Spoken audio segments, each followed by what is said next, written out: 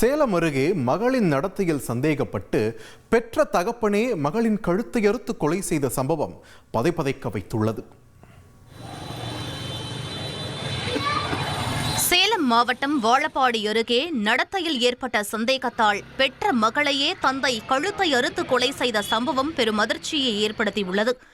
வாழப்பாடி அடுத்த அத்தனூர்பட்டி கிராமத்தை சேர்ந்த செல்வராஜ் என்பவர் பகுதி நேரமாக கசாப்பு கடைகளில் ஆடுகளை வெட்டும் தொழிலாளியாக பணியாற்றி வந்துள்ளார்.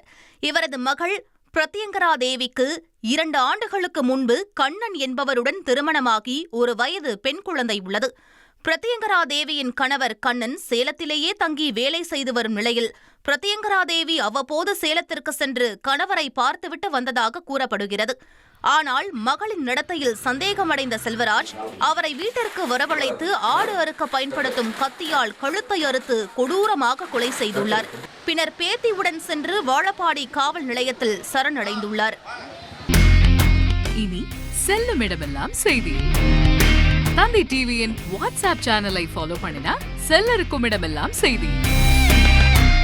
இதோ QR கோட் இப்பவே ஸ்கேன் பண்ணுங்க, ஃபாலோ பண்ணுங்க.